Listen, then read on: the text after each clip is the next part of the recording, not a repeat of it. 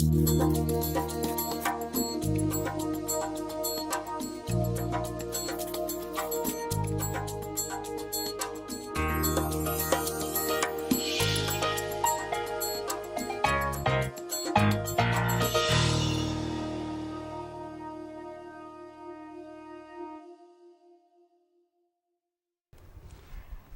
and welcome to another episode of Despite the Challenges, a show where we showcase people who not only with their own impeding circumstances and challenges they turn around their own lives, but they inspire others in many ways.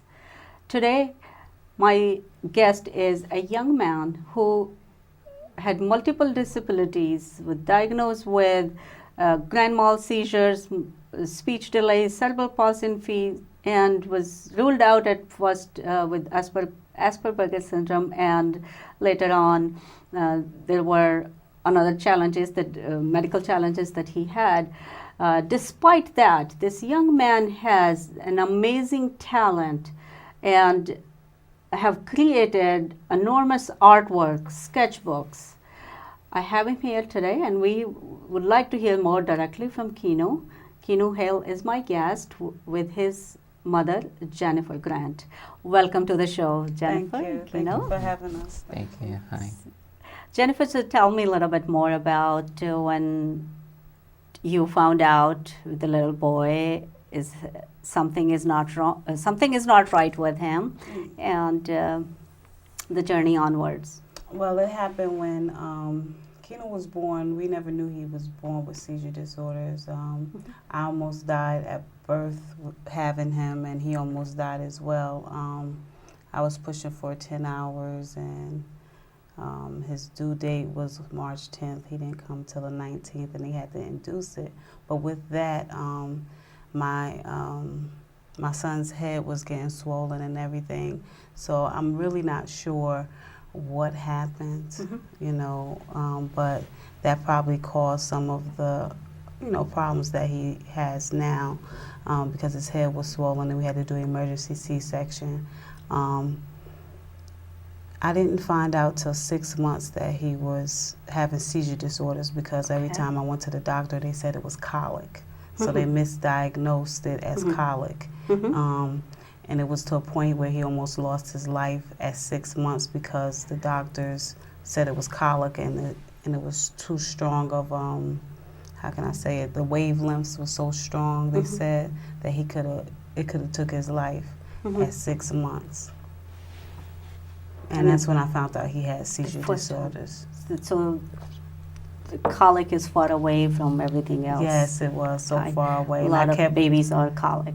Yes. I remember my two babies being colic, and it's not what it's what he has. So that's too far off of the actual diagnosis. So once what took place?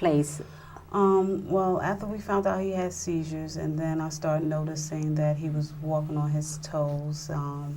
So that's when they found out that he had cerebral palsy. Cerebral palsy in his feet. They called it spastic gait. Okay. Then, as time went on, I noticed Keenu, little cousins that was born after him were speaking before him. So Keenu didn't really start speaking until 5 years old. He would just do a lot of pointing and things like that. And so I really think around 3 years old, because he was in early intervention, we found out that he was delayed speech, delayed occupational, and he had occupational therapy. He had speech therapy, physical therapy. So he was delayed in all areas. All motor skills. Yes, motor skills, and he went to early intervention at the age of 3. But he started doodling at 2. At 18 months, yes. My goodness. It was a local contest. I used to live in Atlanta. It was a place called Treehouse Apartments. And for the age group, Keenu won his first art contest for keeping the color inside the pumpkin. Okay. So yes, I still I'm have sure the, you must. I still have the little Little pumpkin? little postcard. No, the pumpkin. We lost the pumpkin a few Okay. years ago, but yeah, I held on to it for a So long I'm sure time. that's a very precious Yes. postcard. Yes, it is. It is. Yes, I had an opportunity to see Keenu's gallery, and as we see, that Scarecrow family. It's an Keenu's creation, and the life in the suburb. That's the series that you write. Yes, this is The the story first. that you have made up. It's your creation, and I am amazed to see all the artwork in your art gallery, and we'll be showing pictures to our audience what you have created. But I want to hear a little bit more about you. What can you tell us? When do you remember? What do you remember going back in your childhood that you got so interested in creating these cartoons? Mostly I remember all the, at first all the trouble I used to get into for writing inside, I used to write inside books when I wasn't supposed to, like Mom's personal books and such. And she bought me, tons of paper and notebooks so I can write all my thoughts and ideas out on there. And mostly I started doodling a lot at school, on the bus, inside the bed. And mostly I always have a great imagination that when I watch cartoons I kind of like take those ideas and make it into my own. My creativity wasn't full yet, so I use other characters like Thomas the Tank Engine or SpongeBob and make stories out of them, having adventures and such. Yes, I've seen your artwork has been displayed at the Princeton Gallery, Princeton University, and some area businesses as well. And amazingly that you have so many of these sketches with so many different stories. And I think what stands out for you is that this book is the series of the cartoons that you do, right? Yes. Life in the Suburbs. This is Timmy and the Stitch Crows. So, Keenu, let me remember. And this is a story about the Stitch Crows in a suburb. Yes. A family, mom, dad, brother, and a sister, and they happened to adopt a human boy who was dropped off in the field. Did I get that right? Dropped off at the door, I think. At the door. Yes. Okay. So that's the picture of mom, dad, Stitch Crows, and mean older sister, Yes. and the younger brother, Yes. and then adopted human boy. So tell me a little bit more about this story. Where did this story start? And I think you have more of the book series, right? Yeah. So let's start about this family and how this family come into place and what the story is. What do they do? Of course, just except being scarecrows or stitch crows. Well, basically, in my story, it started out with burlap and cotton, just the two of them, and they lived at this barn in the middle of nowhere. Okay. Where they just scare crows all the time. And mostly, the family kind of gotten used to it until Timmy came into their lives when he was born. Like they just found him on the doorstep near the barn, and they decided to take him in and make him one of their own. Just like in the story Tarzan, but kind of different. Okay. Yeah. And when he got older, he adapted to their ways. Of the Stitch Crow families. Yes, and he's mostly comfortable around his Stitch Crow family, especially with his stepbrother Jinko. Okay. Adopted brother Jinko. And what keeps them busy all day? Mostly, Timmy helps out with the basics like scurrying off crows, Mm-hmm. because the crows always come to eat the crops, Okay. and he helps by scaring away, and he does it with tools, because he's not very much scary compared to the others. I see. I see. What other characters you like to draw or think about that you want to create stories just like you have these books?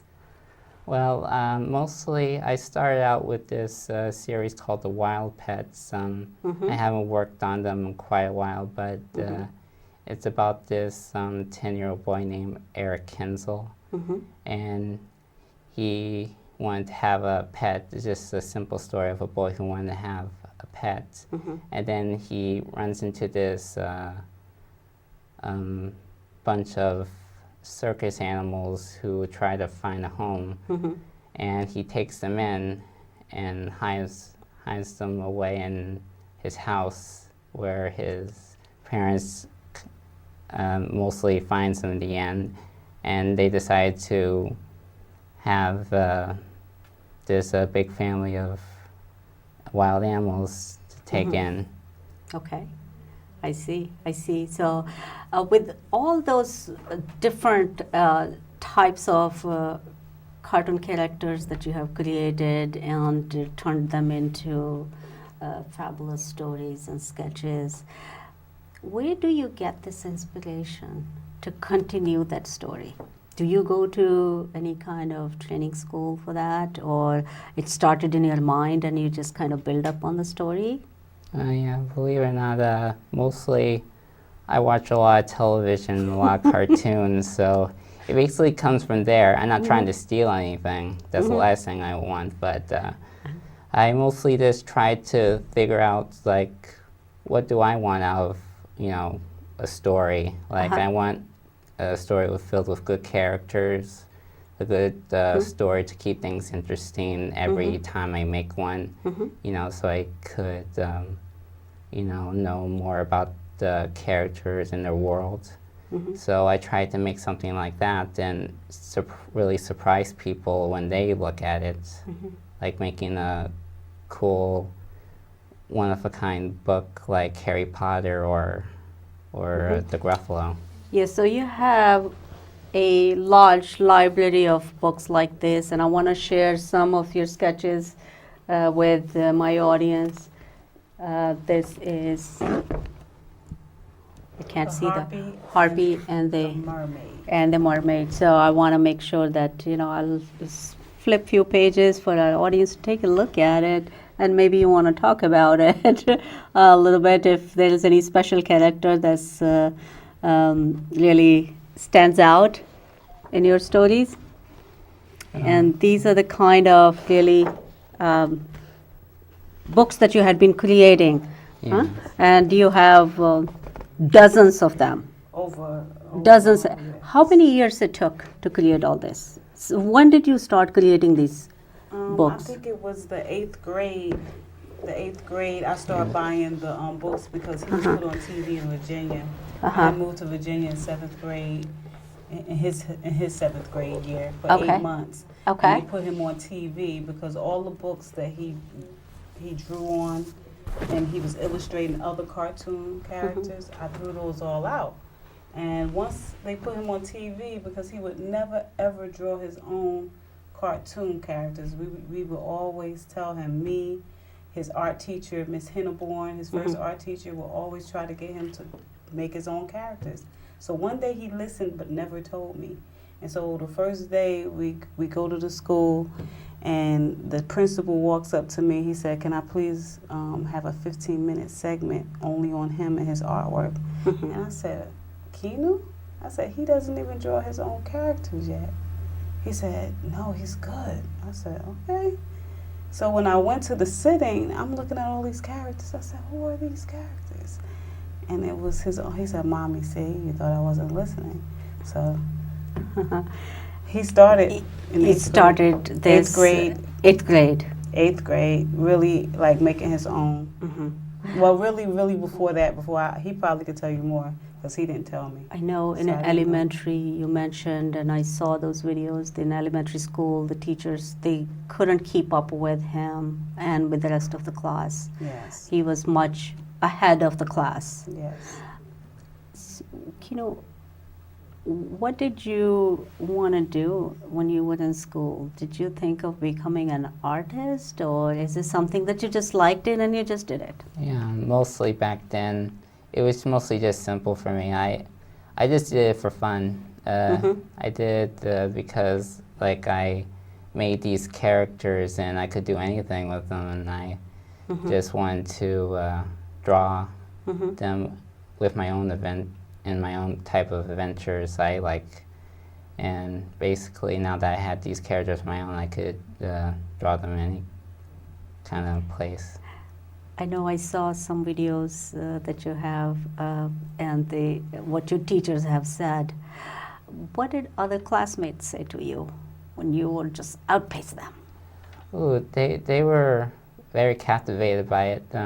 Mostly they stand and stared around me, and mostly I didn't say anything because I didn't want to, you know, be mean. So I just keep drawing, and they always asking, could you draw me, or can you draw a cartoon version of me, or can you draw SpongeBob, or can you draw Shrek or Thomas? So they were captivated, fascinated, and they found an artist to draw their cartoon pictures. So, and they didn't care about their class test. Yes. At that time, did you want to become an artist and go in that area, or what did you feel? What did you think would you're captivating other people? You have certain challenges that you can't do what everybody else can do. How difficult it was for you to emotionally manage that for yourself? Manage what again? With your medical challenges that you had, was it difficult for you to do things that you wanted to do because of your health? Mostly in school, it was kind of clear to me that I, didn't get a lot what the other students were getting right away. Mostly, I kind of had this disability a little bit, and I didn't know at first. Mostly, I just thought it was just a normal part of me, and I didn't know I was mentally different from the others, so I just ignored it. But mostly a lot of grown-ups were getting a little bit aggravated when I didn't pay attention or something. Okay. So, yeah.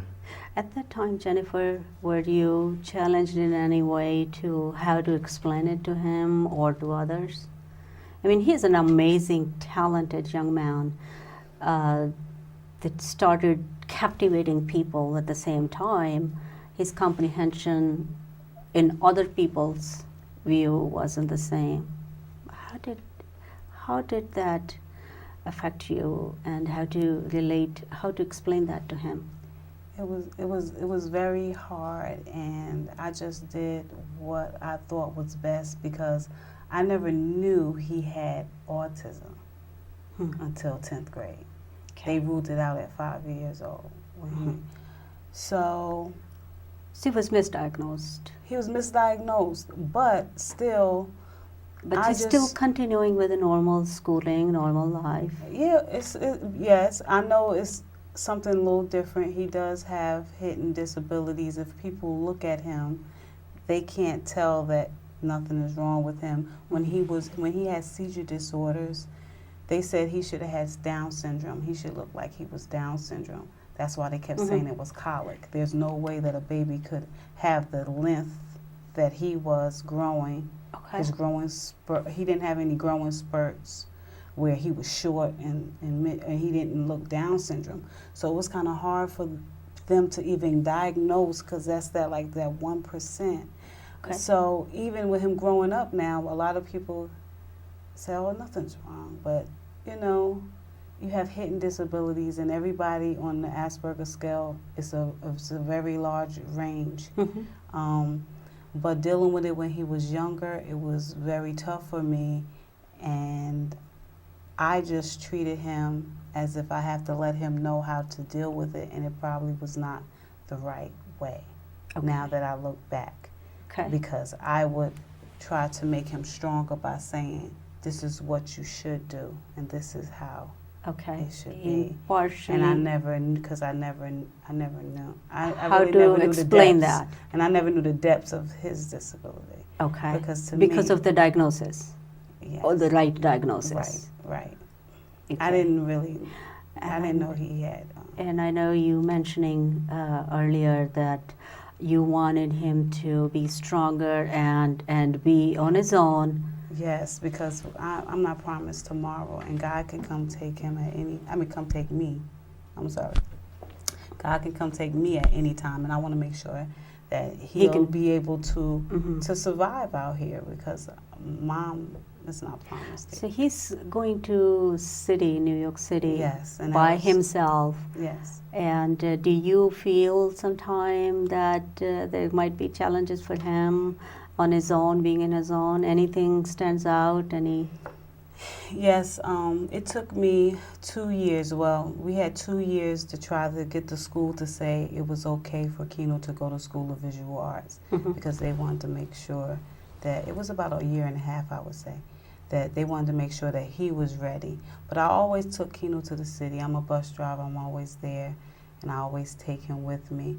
But I really got into it when I knew he chose the school. He got accepted at School of Visual Arts, and that's kind of Wow. big, especially him having Congratulations. some disabilities. Yes. And he can do it. So it's just that I wanted to make sure that he can travel the city. He'll know his way. So I started taking off. You know, I had to take FMLA, and it was to a point one day, they said, you can't, if you don't come in tomorrow, you're fired. So when they said that, I said, son, you have to go on your own. I said, you know, Mommy can't go anymore, because he would walk behind me, and I'm showing him, you have to look at the signs, look up, look at ABC, the subways, because he had to go all the way to 23rd Street and 2nd Avenue. Oh, wow. So That's he far. has to take, yes, that's far from the Port Authority. Yes. So you have to transition, and you have to take different subways, and if the subway go down, you know, it's kind of crazy Yes. over there. So Yes. I said, you have to know what to do. You have to know how to come up and probably take the bus down 42nd, take any bus that's going down towards 2nd. So you have to know how the street flow. I did my best in showing him, and that night when I came home, it showed, because he was home. And he didn't have no phone, because the phone was going dead. He said, "Ma, the phone about to die, what way to go?" I told him to go the wrong way, and being so excited, like, oh my gosh, take this way. And then I thought about it, I said, that's the wrong way. But when I got home and he was there, it was such a relief. And then he said, Ma, he said, I did it. Oh my goodness. He said he had so much confidence, he didn't need me anymore. He was good. Oh, I'm sure he needs you. So, you know, sometimes we always need Mom in our life. It happens for a reason, but you know, Yeah. I really, for a year and a half, made sure that he was okay, or try to familiarize, you know, the way with him, because that's one of the things he had to learn the city, and he has to know the city. And even with his fears of crowds, I'm so proud of him, because he overcame that fear. He jumped on my back one time, and everybody was looking, because we was on the New Jersey Transit train, and it was so crowded, because I think it was a game going on, and everybody looked, and I said, it's okay, you know. And when we was in the city, he would always clinch to me. So it's so good to see him overcome all of these fears, because he wants to become an animator, and he loves the School of Visual Arts. Yes, So and I have so much to show to my audience, so much of his creations, and I know in our next show we will be showing a lot of his artwork, etc. So I wanted to learn a little bit more about him, so we can see the depth of his artwork that he has created, the story that he creates, and despite all the challenges that come up, you know, where people in their normal behavior have a lot of blocks. And given that, when there are some health symptoms and known symptoms and challenges, overcoming all that and still continuing to inspire others is such an amazing skill to have. And, Keenu, I want to ask you, there is so much that you have already created, but what would you like to become, given that all that the characters and the sketches and the stories that you can create their whole life story of your character books, etc. What would you like to do if you were given a choice out of few things? What stands out most for you? Well, I mostly like to be an animator. When I reach that goal, I like to either, become animator myself, have my own studio, or join another, big time studio like Pixar or Disney or DreamWorks. Something where I could feel like I can give it my all. Yeah. Okay. All right. So that's great. I know you have your gallery at Princeton University at one time. You have displayed at many other places. We will be showing our audience a lot of pictures of your artwork in our next show as well. Anything else that you want to share with the audience today? What is your advice for them, for other children or parents who have children might have similar challenges like you? I guess all I can say is even if those kids who feel a little different from others, don't feel that way. Then mostly you are limited in some things, but you're not limited into living out your dream, because you can make it one day. I met a lot of people in my life, a lot of people who were either limited mentally, or didn't seem to have a chance, and they all turned out well compared to others I met, and that's great. If they can make it, so can I. Great. Well, thank you so much, Jennifer and Keenu, being on the show. I look forward to the next and can't wait to see more of your artwork. And for our viewers, the disabilities exist in our mind first. No matter the level of support our families, friends, and our loved ones can provide us, if we ourselves in our own heart feel limited, then we are. A person who thinks he can't, he actually cannot. I hope you enjoyed today's episode, and thank you for being with us. Until next time, I am host Ritu Chopra. Thank you.